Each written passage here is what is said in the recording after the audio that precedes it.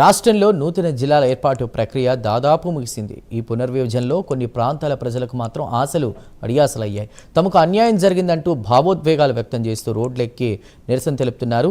ఈ క్రమంలో ఉమ్మడి కడప జిల్లాలోని 2 మండలాల ప్రజలు ఏకంగా నిరసన దీక్షకు దిగుతామని హెచ్చరిస్తున్నారు. అసలు ఆ మండలాలేంటి, వారి డిమాండ్స్ ఏంటి అనే దానిపై ప్రైమ్ 9 న్యూస్ ప్రత్యేక కథనం.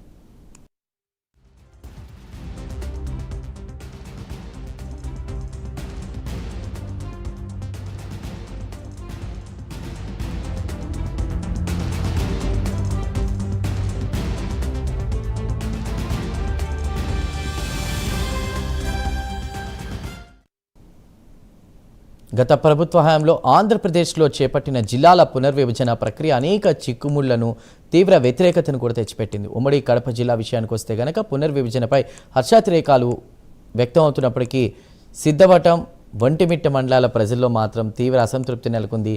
కడప రెవెన్యూ డివిజన్లలో ఉన్నటువంటి ఈ 2 కీలక మండలాలను అన్నమయ్య జిల్లా రాజంపేట రెవెన్యూ డివిజన్లోకి మార్చడాన్ని స్థానిక ప్రజలు ఏమాత్రం ఇష్టపడడం లేదు. వారి అభ్యంతరానికి బలమైన కారణం ఉంది. సిద్ధవటం మండలం కడప నగరానికి కూతవేటు దూరంలో ఉంది. జిల్లా కేంద్రానికి అత్యంత సమీపంలో ఉండడం వల్ల విద్యార్థులు, ఉద్యోగులు, వ్యాపారస్తులు నిత్యం తమ అన్ని అవసరాల కోసం కడప నగరంతోనే సన్నిహిత సంబంధాలు కొనసాగిస్తున్నారు. అలాంటి మండలాలను దూరంగా ఉన్నటువంటి వేరే జిల్లాలోకి మార్చడం వల్ల పరిపాలనా కేంద్రానికి వెళ్ళడానికి అదనపు భారం, వ్యయం మరియు సమయం వృధా అవుతాయని ప్రజలు ఆందోళన వ్యక్తం చేస్తున్నారు.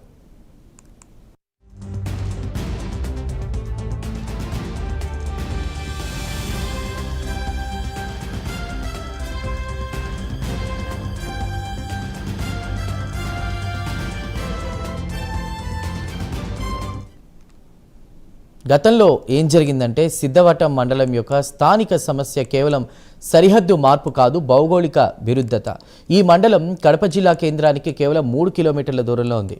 ప్రజలందరూ విద్యా, వైద్యం, వ్యాపారం, దినసరి కూలీ కోసం కడప నగరంతోనే అనుబంధం కలిగి ఉన్నారు. మరోవైపు కొత్త పరిపాలనా నిర్ణయం ప్రకారం ఇది అన్నమయ్య జిల్లా పరిధిలోకి వెళ్ళింది. దీని జిల్లా కేంద్రం రాయచోటి. ఈ మార్పు సామాన్య ప్రజలు, ముఖ్యంగా బడుగు బలహీన వర్గాలు మరియు పేద ప్రజలపై తీవ్ర ఆర్థిక భారాన్ని మోపుతోంది.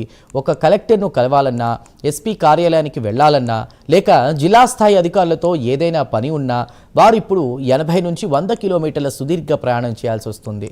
ఈ ప్రయాణం వల్ల పెరిగే సమయం, ప్రయాణ వ్యయం పేదల ప్రజల వనరులో హరించి వేస్తాయి. ఇది కేవలం పరిపాలనా దూరం కాదు, ఆర్థిక దూరం కూడా. గతంలో ఈ ఇబ్బందులను గమనించే సిద్ధవటం, ఒంటిమిట్ట మండలాలను కడపకు దగ్గరగా ఉన్నందున కడప సబ్ డివిజన్ పరిధిలోనే ఉంచారు. కానీ ఇప్పుడు రాజంపేట రెవెన్యూ డివిజన్లోకి చేర్చడంతో మళ్లీ సమస్య తలెత్తింది.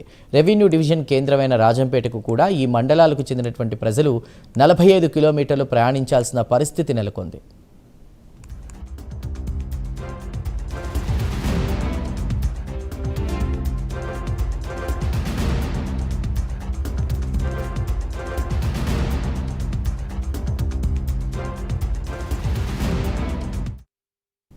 అందుకే స్థానికులు అన్నమయ్య జిల్లా వద్దు, కడపే ముద్దు అంటూ కూడా గట్టిగా డిమాండ్ చేస్తున్నారు. అన్నమయ్య జిల్లాలో కొనసాగిస్తే నిరాహార దీక్షకు దిగుతామని, తమ సమస్య పరిష్కారం అయ్యే వరకు పోరాటం ఆపబోమని ప్రజలు స్పష్టం చేస్తున్నారు. అధిష్టానం ముందు ఇప్పుడు 2 ప్రధాన పరిష్కార మార్గాలు ఉన్నాయి.